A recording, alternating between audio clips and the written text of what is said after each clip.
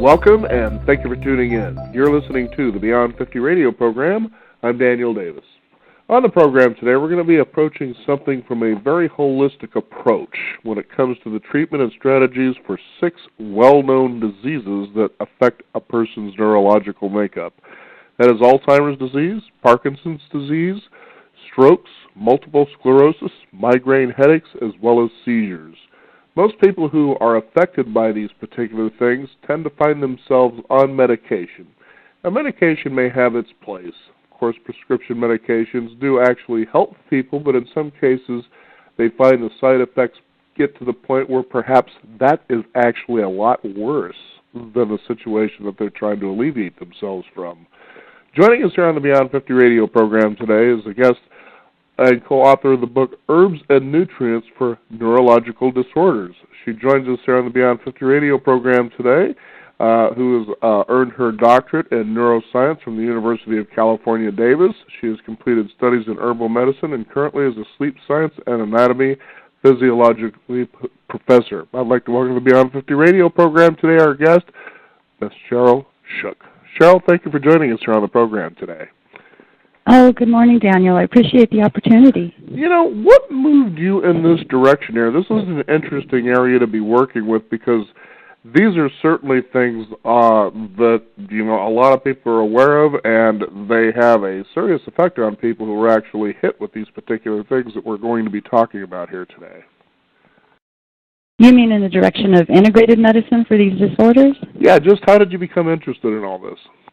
Yeah. So really, I mean, initially just in terms of neurologic disorders, I was doing some volunteer work at a psych unit and then learning how many homeless people had neurologic disorders, had things wrong with their brains, and I just felt like, you know, I really want to try to help with this problem, and I started learning how many people were affected by neurologic disorders, and so that started my journey in terms of getting my doctorate in neuroscience. And then after doing that, I was working with neurosurgery teams, and I was working in a seizure unit, and I noticed that, you know, in Western medicine, we do a lot of good, you know, with our surgeries and some of the medications, like you said, but I felt like there wasn't as much healing going on as I would want to see in terms of what was happening in our hospitals, even though, like I said, there was a lot of good. I felt like there could be more, and then I took some time to study herbal and holistic medicine, and at that point, that's when I really felt like, oh, so much in the world, there's this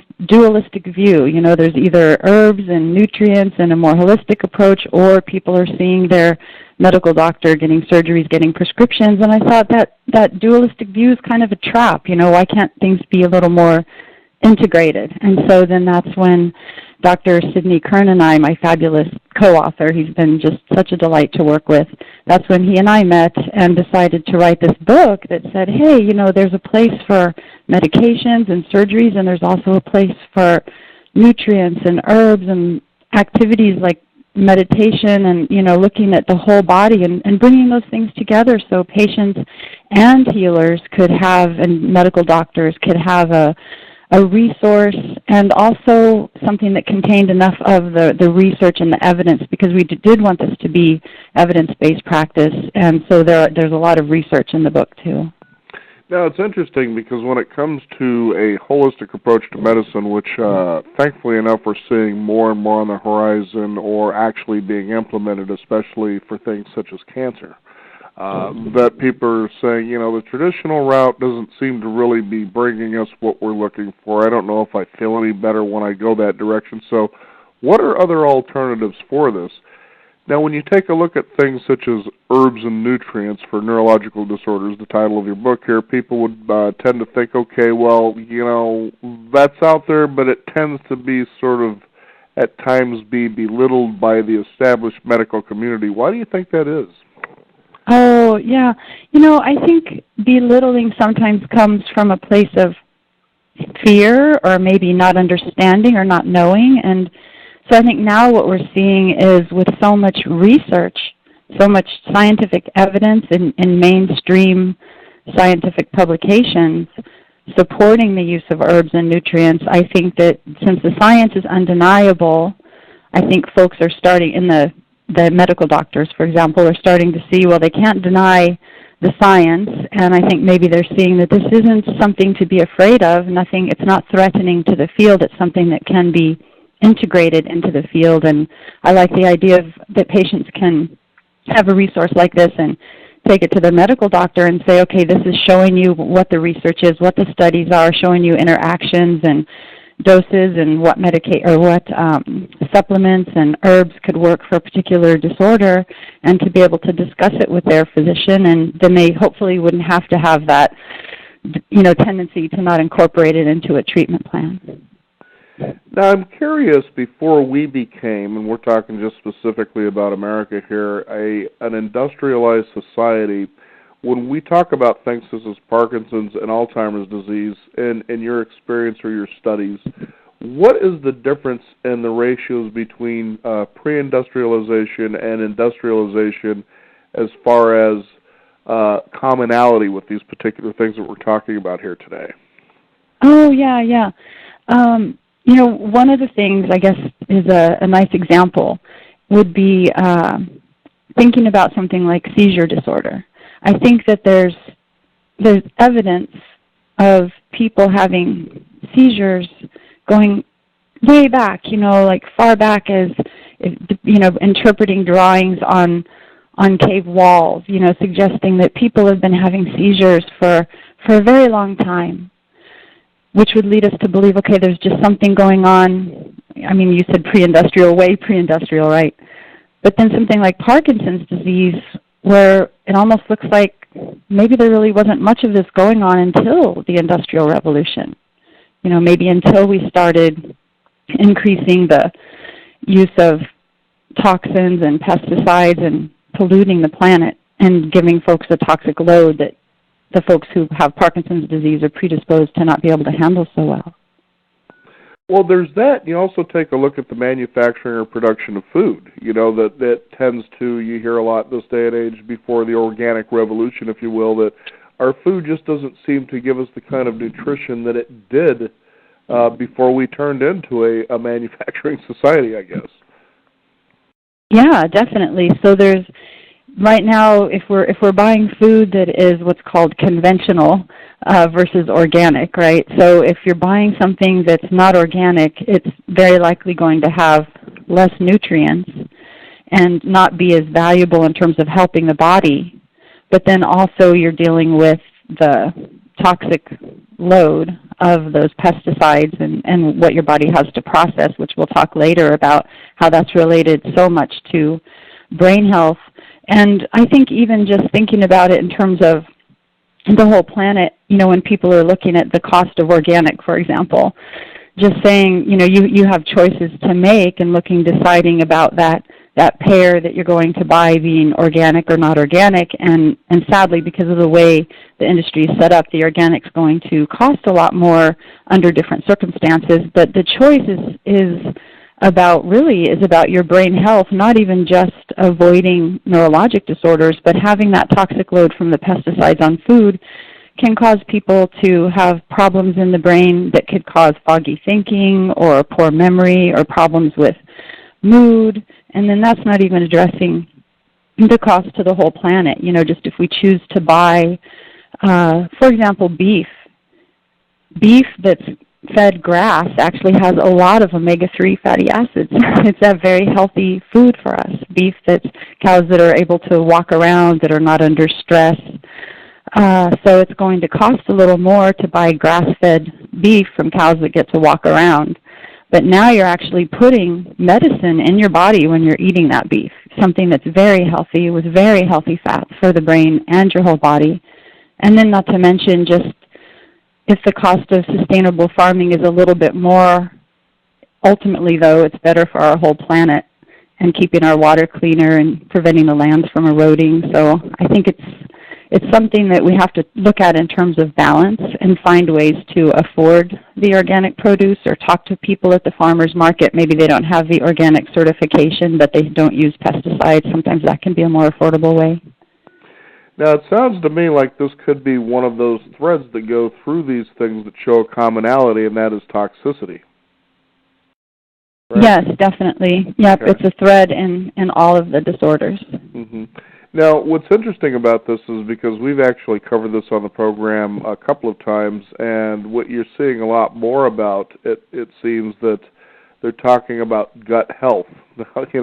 Most people wouldn't associate, for instance, their gut or their digestion with a potential brain disorder or neurological disorder, but it seems that they're really finding a very close correlation between the two. Has that been your experience as well?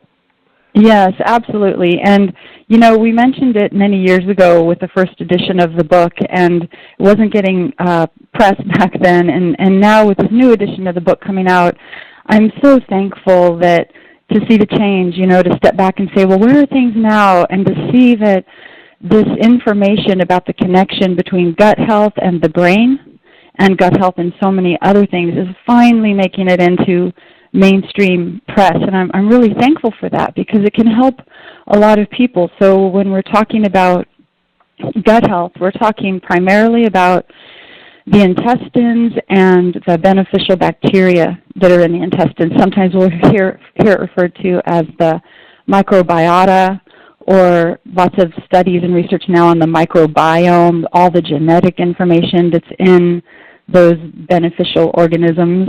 They're actually all over the body, but talking right now just about the gut.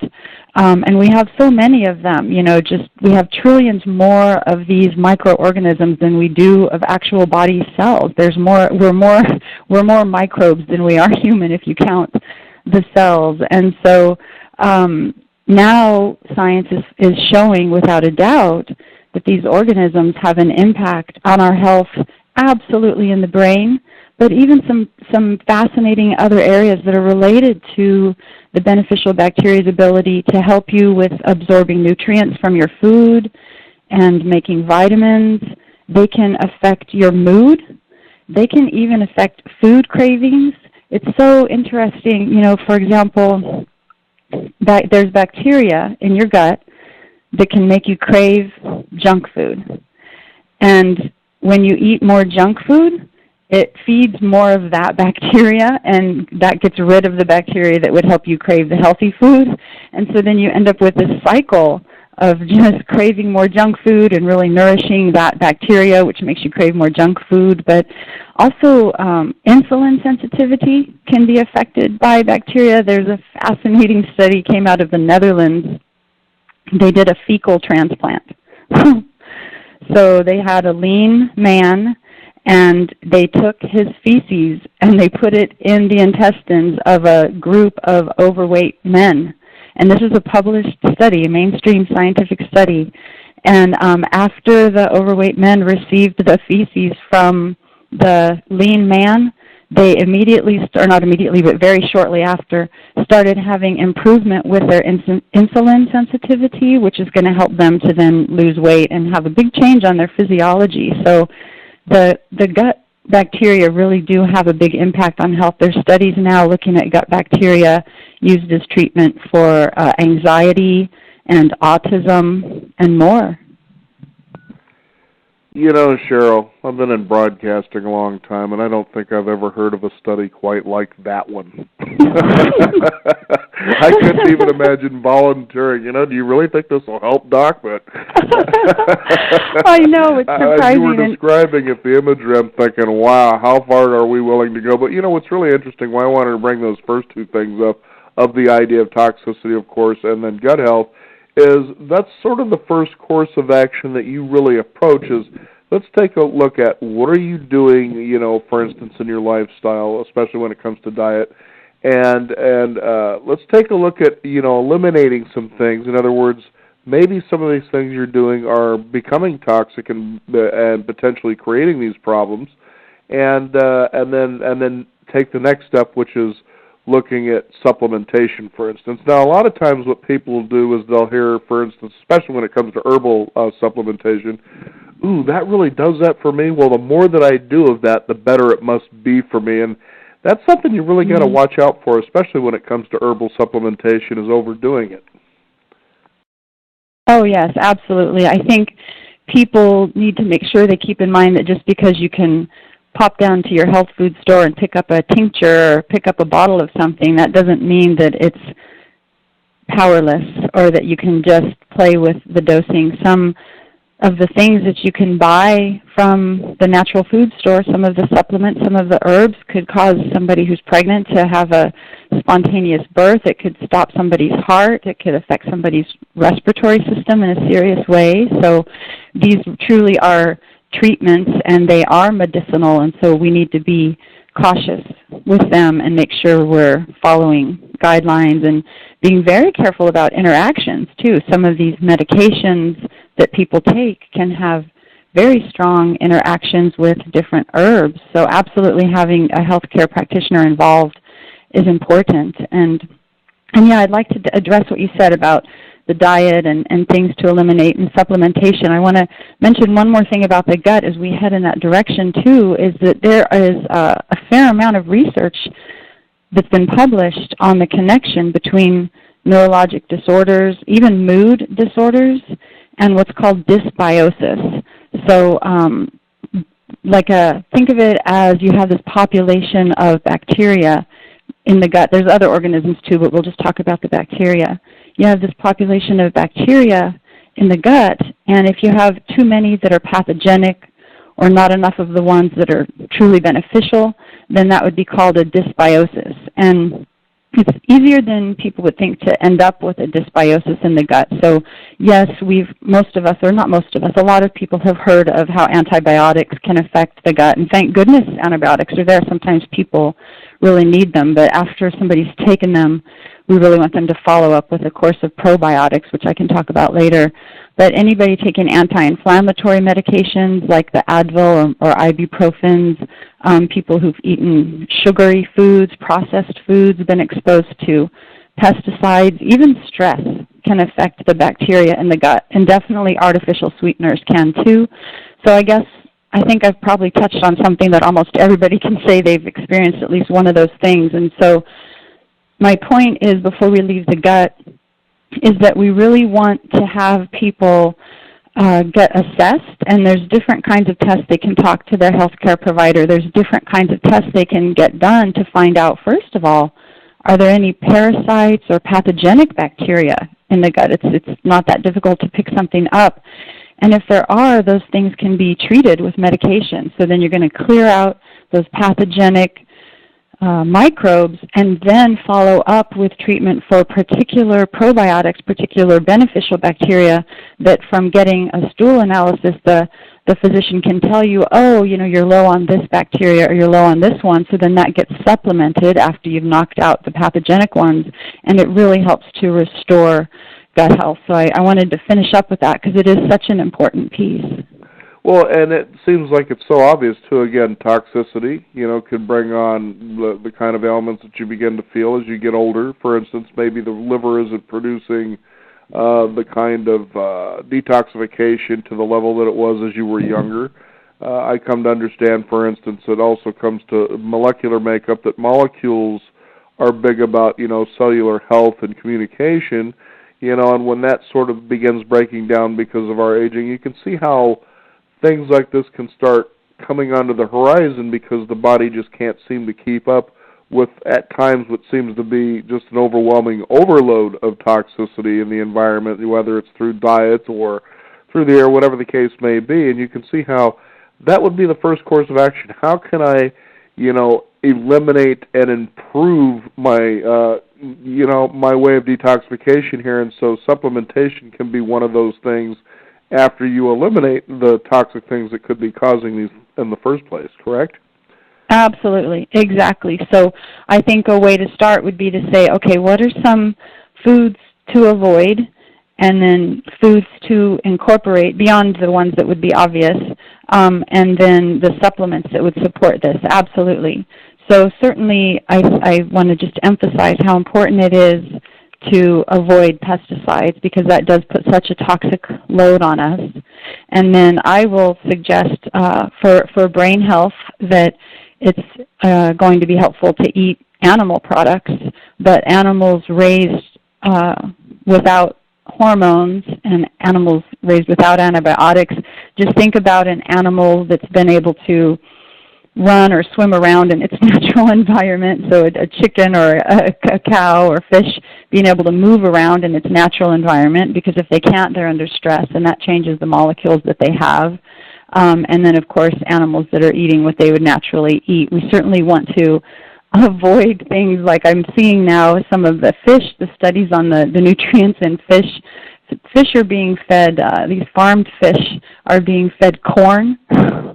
Can you imagine eating a fish corn? And it's funny you should say that, because I actually seen a documentary where they were talking. In fact, I think it was actually called King Corn of all things, and I'm thinking, oh my gosh, how do you feed salmon corn? These are top-level predators here. They don't go out looking for corn, you know. And I know. Who was the meathead that came up with this idea in the first place? I think that it's right for our cartoon, isn't it? A fish eating corn.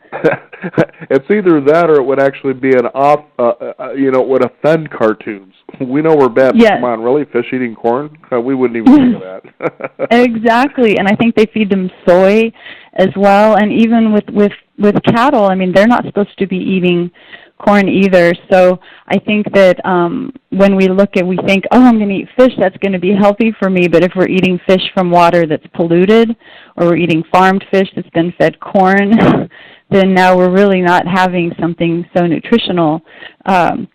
So definitely thinking about that.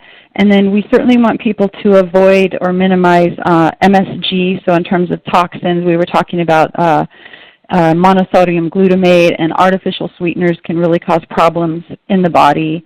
There's also a connection in terms of artificial sweeteners. There's research now, scientists have known for decades that there's a connection between, if somebody takes in artificial sweeteners, they seem to gain fat. And now, thankfully, within the last 10 or so years, there's been plenty of research on the connection between artificial sweeteners, how it affects I'm going to go back to it, the bacteria in the gut, and it also affects some parts of your brain that have to do with feeling satisfied. And so now somebody taking artificial sweeteners is actually going to have a tendency to be more insulin resistant, so making them more likely to get diabetes. It's going to make them convert more of their food to fat, and it's going to make them crave more food even when they've eaten a lot. So definitely we want folks to avoid artificial sweeteners, because these artificial sweeteners then causing increase in obesity.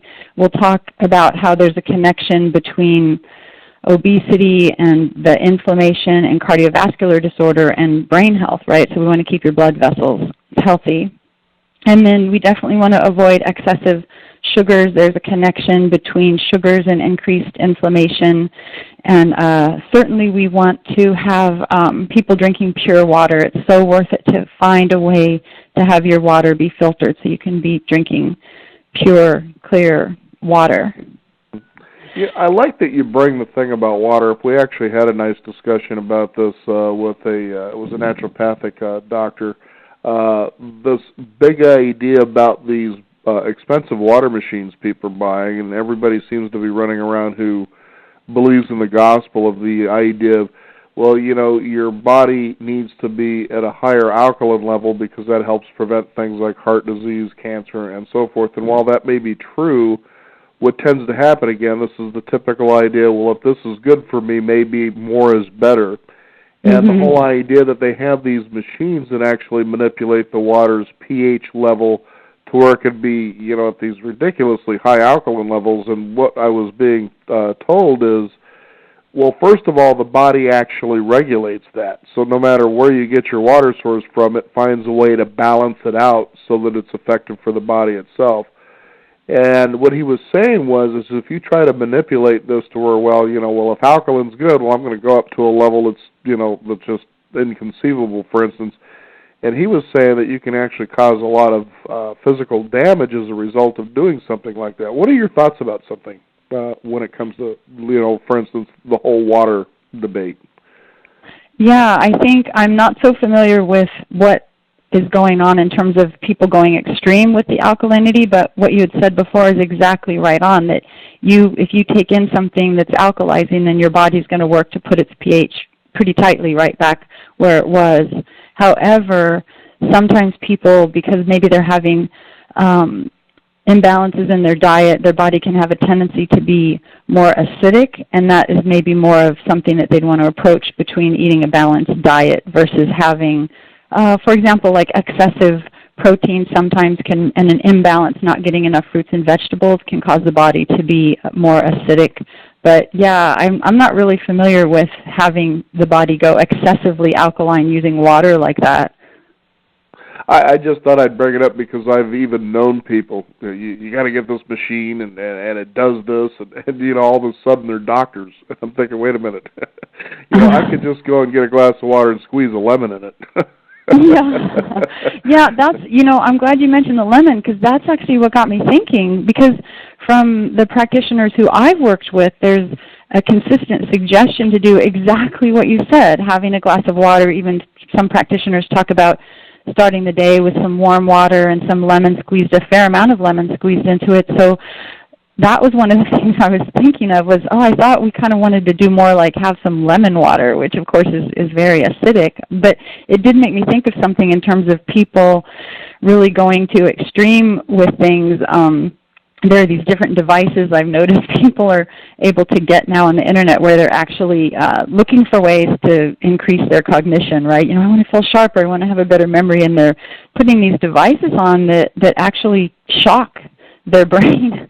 And there's even a whole web presence of people who are doing it themselves, and like they have these little devices that they create, and whether or not there's a benefit in that, I think that remains to be determined. There may be, but what concerns me is that people are just doing this, and I've read neurologists and psychiatrists saying that the problem is that people are controlling it themselves. You know, how much do I want? Let me stimulate this even more. And they're shocking their brain. They're changing which parts of the brain are activated. They're changing releases of molecules without any guidance.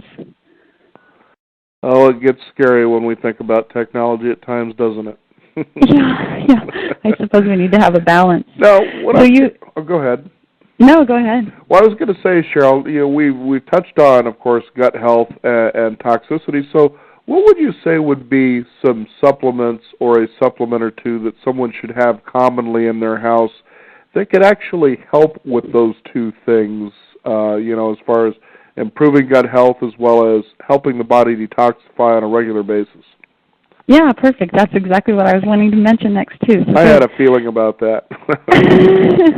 Okay, so the first one with the gut health, that's a quick answer. So I mentioned before about we want folks to be reducing sugars and avoiding the toxins, like we mentioned, and then now we're talking about, okay, what can we supplement? So with gut health, probiotics can be very helpful, and there's different types. You want to make sure you get a really good quality probiotic. There's been plenty of studies that have gone into the market and found that some of these probiotics at the markets actually don't have any viable bacteria in them at all, or that some of them, because of the way they're designed, the bacteria don't even actually make it to the gut. So you want to talk to a healthcare practitioner to find out, you know, which ones work really well, which ones are known to be viable. And then as far as the different supplements, what we're going to talk about here today is going to be some that are going to help reduce oxidation and inflammation. So a couple threads that we see in terms of neurologic disorders, problems with just thinking in general, memory problems, mood problems. So these supplements will be helpful for all of your listeners unless they have some contraindication, and then certainly for folks with neurologic disorders. So one of them is alpha-lipoic acid, and that is an antioxidant. And then we also have some Ayurvedic herbs that some people can consider. So one is called ashwagandha, and then the other one is bacopa. So they're both Ayurvedic. They're coming from the practices in India. And ashwagandha and bacopa are both antioxidant and anti-inflammatory. And bacopa is known for improving people's cognition, actually helping them to think more clearly, and then helping, again, with problems that are associated with all the neurologic disorders. Right now I'll just be talking in general, so we'll give all the different folks help. And then with ashwagandha, in addition to being antioxidant, it helps people adapt to stress, and it promotes sleep.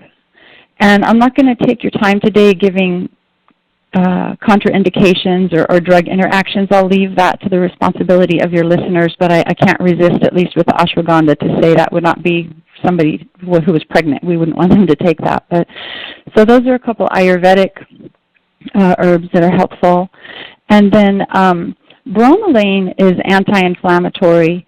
And it also, so anti-inflammatory, that's going to help most of us in general. We want to reduce inflammation. We want to reduce oxidation. And I can talk more about those things later if there's time. But with bromelain, for your listeners who have multiple sclerosis, they have increased levels of something called antigen-antibody complexes, and bromelain also reduces those. So bromelain, helpful in general for anti-inflammatory, but then in particular for the multiple sclerosis patients. And then carnosine is an antioxidant, and I'm definitely going to recommend a high-quality fish oil. So with the way the ocean is going right now, we need a revolution to help clean our ocean and help reduce the toxins that are going into our ocean. Our fish, we're now getting studies that are telling us that we really have to think in terms of dosing ourselves with fish, only having 5 ounces a week of some of the big fish like tuna, because we're having to handle the toxic load that these fish have in them because the ocean's so polluted. So it's going to be helpful for most people to take a high-quality fish oil, because that's anti-inflammatory again, and also so important for brain health. And it's really difficult to get enough good quality, clean fish in order to get the molecules that you need for your brain that are in fish oil, DHA and EPA. And as far as vegetarian sources, there's really nothing that's as good as fish oil. So there's some other products that are out there, but fish oil is such a helpful product for people. And then garlic eaten, of course, is very healthy, and we've heard about that, but also taking garlic as a supplement is a powerful antioxidant, and there's all kinds of nutrition benefits. And while I'm talking about garlic, I'd like to just mention eating it raw is so helpful. If you think you're starting to get a cold or you've been exposed to somebody who has a virus, just chopping it up and maybe putting it in some butter on some bread or something, just having a clove of it raw and all those molecules going into the mucosae of your sinuses and your mouth. Garlic's antiviral, antibacterial, antifungal, really helpful that way. But then I also want to mention, when your listeners are cooking with garlic, there's an enzyme in garlic that isn't activated until it's chopped or crushed. And that enzyme converts a molecule in garlic to one of the very important active molecules in garlic called allicin. And so when cooking with garlic, absolutely cooked garlic's healthy, but ideally we want to chop it or crush it and then leave it set for about 10 minutes to let that enzyme activate the one molecule or one of the many molecules that's really powerful for us. So crush it, chop it, leave it set for 10 minutes, and then cook it, and then that molecule that you want is going to be stable in your food. Have you ever heard that before about garlic? As a matter of fact, I've been chewing garlic for about 15 plus years now. Did you say chewing it? Yeah, I just kind of pull out a little clove and I'll just nibble on it as I'm, maybe watching a little TV or something at night. And yeah. Oh, that's impressive. Yeah, I tried when I tried doing it, throwing a whole one down. I was like, oh my goodness, it burned my throat. I just was like, oh, it was overwhelming. So I'll just nibble little bits at a time. It's a little more manageable. Yeah. I've even told people who say they can't stand it to put it in a little peanut butter. Oh, there you go.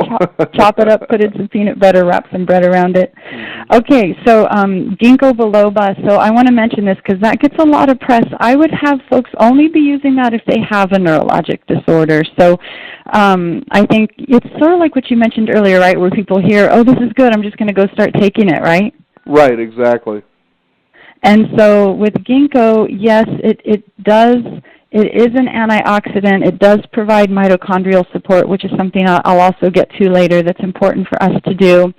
But it would be something that we would just want somebody using in the presence of a neurologic disorder, so when there already is an imbalance. And it is going to help with all the neurologic disorders.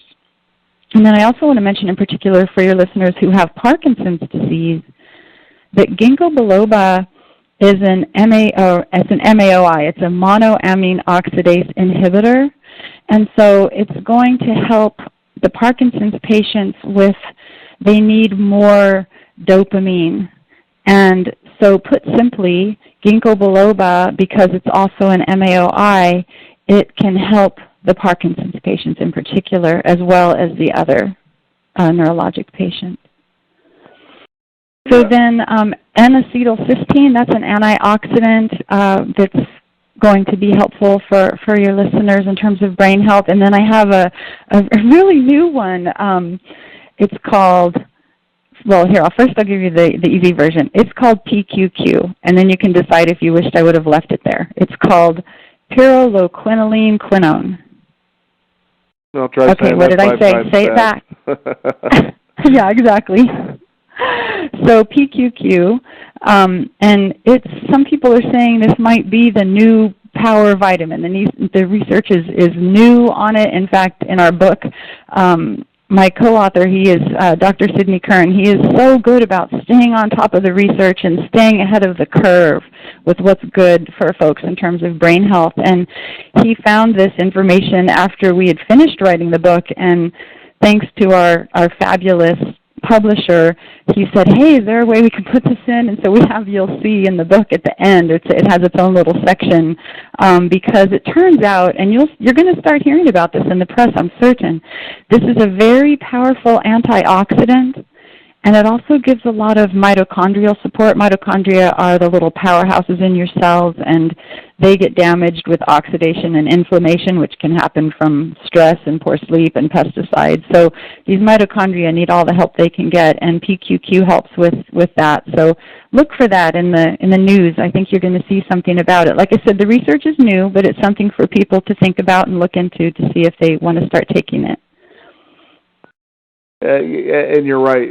Something new comes on the horizon, everybody goes crazy, and it's a matter of really, doing your due diligence and understanding these things better. As you've continually said throughout the program, work with a healthcare professional, because there are things such as testing to see what you actually need, especially if you haven't come to a level where you have a neurological disorder, which is pretty predominantly talked about here in the book. Now, I was going to also bring up something that has really been big, especially politically, and that is the use of cannabis or cannabinoids. Mm-hmm. Now, you talk about this in the book. Why don't you go ahead and kind of enlighten, if you will, people. Is this a good thing, especially when it comes to neurological disorders, or are people just wishful thinking? Yeah, so again, we're coming from an evidence-based standpoint. We're looking at the research, and there is a lot of research on the benefit of using cannabinoids for neuronal support.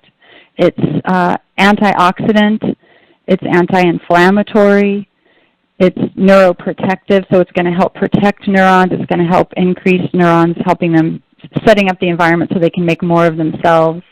In the seizure patients, it reduces seizures. For folks with migraine, it can slow progression of this cortical spreading that they have that can trigger a migraine. It can reduce pain. But I would like to mention in terms of, like you said, wishful thinking. So what exactly am I telling people to go do right now?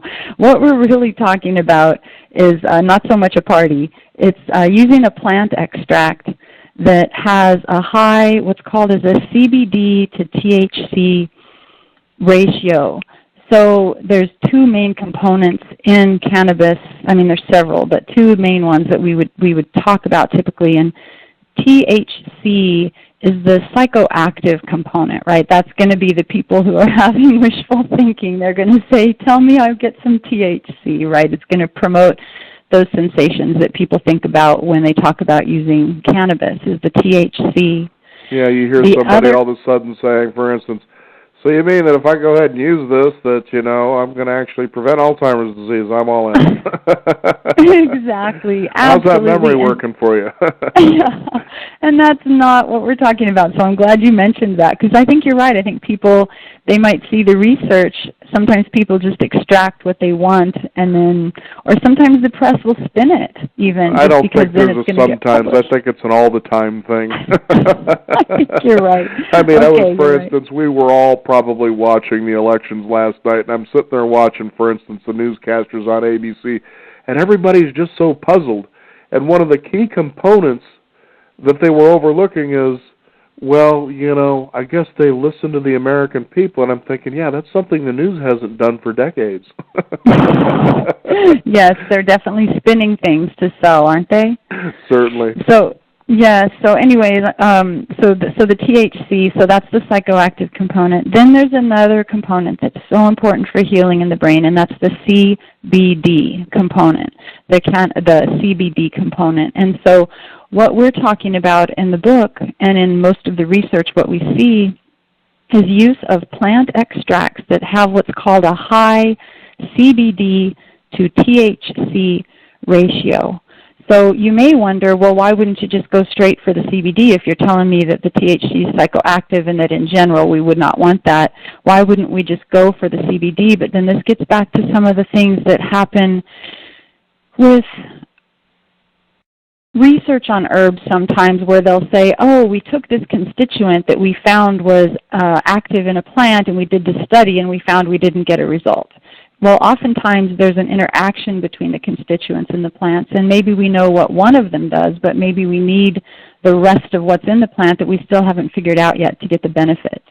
And so what the research shows is that while CBD on its own can be helpful in some circumstances, what seems to show the most benefit is a plant extract with that high CBD to THC ratio, and then folks are going to get minimal side effects, and they're going to get the benefit of the plant and all of the different constituents that are going to help them. And they certainly want to be working with a health practitioner who's familiar with cannabis medicine, who can help them with dosing and with the different products and the different strains. I don't know if you've maybe heard any of the stories, like one was even on CNN, the strain called Charlotte's Web, where it helped a young girl who was having seizures. I believe she was having something like 50 seizures a day. And this one strain, this one strain, treating her with that, took her to having something like 2 a month or something like that. It really can help so much with seizures. Yeah. Yeah, this is also interesting, and I know one thing I wanted to point out, too, that I thought was important that you talked about is how we'll tend to, and this is something you see in the pharmaceutical and the biotech industries, is they'll take a look at an active component in something, see if it works for what they want it to work for, and if it does, of course, they throw a patent on it because they've pulled out that it's not actually a natural thing. And then they market this, but then the problem is that you end up finding that there are side effects that come from this. And then you were saying after such that taking a look at, for instance, a plant holistically, in other words, why not use the whole compound, see how they interact with each other? And I was thinking about a local gentleman that we had on the program who produced a series of books called The Kitchen Sink Farmer. And he was really fascinating to talk with. He actually has what's called a business where he sells kombucha tea. And, it was really interesting about this because it was actually last summer I came into, what is this kombucha tea? I mean, tea, you always hear about how great, beneficial teas, especially green teas, things like that are. But apparently this is something that converts tea and sugar into a high probiotic drink. And so I thought, well, why not go ahead and try this? It actually converts sugar to a probiotic. Now, you were talking about eliminating sugar. Well, here's one interesting way to do this. So I decided to start brewing this stuff for myself, and it's amazing how fast it not only brews, but how much in volume you start brewing for very little money. And I noticed, for instance, that I had a lot of more clarity in my mental capacity. I felt like I had more energy. My digestion certainly felt different. And it was just really amazing. And I'm like you. I don't listen to what people say something's going to do, although that may steer me into a direction. But I'm also more curious, where I'm open-minded to say, okay, let's see what actually happens, what I notice, will be the difference here. And so one of the other things he also talked about was also called seed sprouting. Mm-hmm. Now, here's something interesting, and with flax seeds, or it could be chia seeds, is that he says when you sprout these things, what you have just done is you've kicked their nutritional value up to almost 2,000%. Especially in the areas of omegas, like you talk about, omega-3 and omega-6s, and how these are valuable things to have. And I was thinking, here it is right in your hands. It's very inexpensive, and yet it has all these tremendous benefits, and they're all natural. And you mentioned the key thing. You're doing it yourself. Exactly.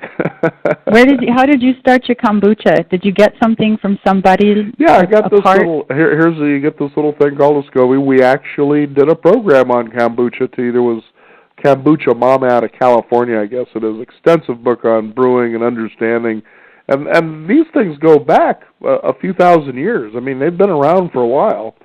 And she gave me this little SCOBY, and then the instructions for you make a gallon. It's like a cup of sugar and like 5 or 6 either black tea or green tea bags steeped. Then you mix that all together, and you put the SCOBY in, you put a thing over it so flies don't get into it, and then you put it away, and about 70 degrees is about what you want to store it at. And in about a week and a half to 2 weeks, you have brewed kombucha tea. You can make it even go longer, and it starts taking on more of a vinegar smell and flavor, but that's still healthy too, And absolutely. And what was fascinating is how fast. I mean, now I'm brewing an average of 5 gallons a month, which that's my wife goes good, through. Though. And it's amazing how little it costs to do this. Yes, because it can be expensive. And if you think, just for instance, as we were talking about purifying water, what a different way to do it. They're just things that we just decided to do it. And here you're hitting on all these things, saying, we need to look holistically at how we approach these things rather than these little individual components that may work well maybe for a while.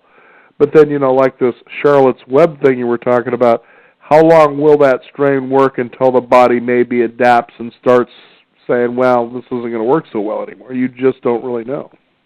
Yeah, and actually you bring up a good point, because one of the things with with a lot actually of the plant treatments compared to pharmaceuticals is a lot of times the way the body adapts and responds to the plant treatments, you don't end up running against that problems. So here's one of the things I'm thinking about, like with treating multiple sclerosis. So oftentimes that's thought of as an immune disorder. And the medications, the pharmaceuticals, are primarily directed at treating that immune reaction, right? Calming down the immune system so that the autoimmune part of it is calmed down. But then very often, within a couple of years, the patient's body's responding or reacting to those drugs by saying, well, I've created a way to keep you from working in my body, so drugs, you're not going to work in my body anymore. But yet if you take a holistic approach and say, oh, okay, because of this autoimmune component, because of the damage that's happening to the neurons in multiple sclerosis, it's causing oxidation, it's causing inflammation, it's causing the mitochondria to just get worn out. So then let's treat multiple sclerosis from the standpoint of those elements. Let's look at supplements and nutrition and lifestyle changes that can reduce oxidation, reduce inflammation, help support the mitochondria, more of a functional medicine viewpoint, which I would really encourage your listeners to look for practitioners of medicine who have a functional medicine specialty, which is going to look at these types of things. Like, you need medications. These are MDs oftentimes who have, certainly they're prescribing medications, but they also get the functional medicine side, which is looking at nutrients, supplements, and foods. So with the multiple sclerosis patients, treating them with supplements and plants and diet to address the oxidation, inflammation, mitochondrial dysfunction, you get lasting results as opposed to saying, 2 years out now, this isn't going to work anymore. So now I'm curious, and I'm sure the listeners will be, when you come to treat, for instance, these particular ailments such as Alzheimer's, Parkinson's, stroke, multiple sclerosis, migraine, and seizures, using this approach, how effective have you seen this be versus the conventional way that people may be suggested to approach the treatment of these things for? Yeah, that's a really good question because I'm so blessed to be working with Dr. Sidney Kern on this. And so he is an MD, he's a medical doctor, he's a neurologist, and he's trained extensively in herbal medicine and even acupuncture. So really coming from a medical science-based standpoint, and then at the same time with a strong understanding of nutrition and supplements and herbs. And so when we wrote this book, it came from his decades of practicing medicine using the principles that we're sharing. And so it's pretty sweet, for me, because my doctorate's in neuroscience, so I'm coming from the research side. It's been just lovely working with somebody who has a practice that's gone on for decades, and he has successfully treated so many patients and long-term treatment, long-term benefits. And so when people read the book, that's another thing that they get is the benefit of how these treatments have been refined, and things that he's seen. And you'll even see that in there where he'll say, oh, if you're going to take this, you might also want to take this with it because it works better. And a lot of that is coming from, yes, the research and also from his extensive experience with patients. So now have you seen, I guess, call it a dramatic difference between going this direction and how people may have improved versus the traditional way? Yeah, I think that really not what trying to we say see, one is way better than the other, but in a way I am, but we're really taking a look at this because, what I really feel for is people, especially who may have the neurological disorders, and I feel this from a direct experience from a couple whose young child was labeled on the autistic spectrum. And the cost to something like that, yet all of a sudden you hear about gut health. Well, if you improve that, that's actually helping those kids improve to where they're getting out of the spectrum. And we've even had a guest that his parents worked with him and talked with him on the air. You'd never know he was ever on the spectrum at all. I mean, Absolutely. They totally turned him around, and what it took time. It wasn't something that happened overnight. It took time, but they went that way, and it had lasting results. But you think of the other ones who become, very desperate for a solution, and it gets expensive all the way around. It gets expensive, yes. And the thing is so oftentimes, for example, with sleep, how much does it cost you to figure out how to get healthy sleep? And, so you can get, for example, at my website, I have a sleep wellness handout. I have a brain nutrition handout. These things they're things that people can do that for the most part don't cost. You're not making an investment in money. You're changing small habits. And I really like to meet people where they are and say, okay, where are you and how can we move you in the direction of being healthy? And with what you were just mentioning about the gut health and the impact on autism, I think of how with sleep, there's such a clear connection between poor sleep and neurologic disorders, problems with mood, problem with diabetes, and managing weight. There's such a clear connection, but yet I talk to people when I do sleep wellness workshops, for example, and they'll say, well, I've even had a sleep study, but nobody's gone over these things with me. And so I love to be able to give people a list. Okay, here it is. You can do this. You can work with this on your own. These are going to be habits that you can change to help you get better sleep. And so I would really encourage your listeners to do everything they can to improve their sleep, and that's something that's not going to cost them money. And as they'll discover in your books, Herbs and Nutrients for Neurological Disorders, you have a whole chapter dedicated to sleep. Boy, that's a lot. Mm-hmm. Yeah, well, there's so much research there, and it's going to help people. That can help everybody. Now, first of all, I want to thank you so much, Cheryl, for joining us here on the program. I wanted to know, is there a website people can get more information and the book, things like that? Yeah, I want to have a website where people can go and feel satisfied. Like, okay, here's the information. I'm going to walk away and do something now with this without having to buy something. And so on my website, it's called yourbalancedhealing.com. And on that website, I have a sleep wellness handout, so people can just take a look at that, and it's going to what I suggest is just go down the list, and it's going to be things to consider during the day, before bed, while in bed, to fix your sleep. And then there's also going to be a handout there it's called Brain Health. And that handout has lists of foods to incorporate, like your fantastic kombucha, and supplements, and it talks about things to avoid. I give some suggestions for clinical tests that people would want to consider, foods and products to avoid, and then also some practices to include, such as meditation and exercise, both of which have been shown to be significantly helpful for brain health and mood and neurologic disorders. Well, certainly anything that eliminates the chatter, at least to a minimum in the brain, is going to be helpful, because just think of somebody going around all day long with those voices in their head. That could wear you out after a while, couldn't it? Absolutely, and I think we all have them to varying degrees, right? How often in the shower are you composing emails or figuring out what you're going to say when you make your next phone call versus just smelling the shampoo or feeling the water on your skin and being grateful that it's even coming out of the fountain. And then realizing the shampoo you're using is causing a toxicity that eventually can lead to liver over-toxification, which can create the migraine headache and the seizures you're experiencing. So we find we must eliminate that shampoo. But that's what I like about what you have here. It's a real simple and a make-sense process. First of all, what are you doing now differently that you weren't doing before to where you're getting this negative result? Well, obviously, you kind of step backwards and eliminate those things rather than jumping and saying, well, I heard this is going to, this supplement's going to do this. I'm going to go ahead and overdo it and still doing the same things. It just isn't going to work too well, is it? Yes, yes. Well, Cheryl, thank you again for joining us here on the program today. And for our listeners, go ahead and give out that website one more time. It's called yourbalancedhealing.com.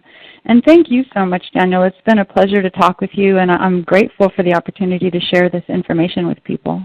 Absolutely. Get them waking up and taking the control of the driver's seat there and just enjoying robust health. Again, Cheryl, thank you for joining us here on the program today. Thank you, Daniel. We want to thank you, the listeners out there, for joining us. You can discover more by visiting us at beyond50radio.com. Keep up to date with what's going on by signing up with our weekly e-newsletter. You can also discover what's coming up on upcoming shows, share with friends and family, and others as well.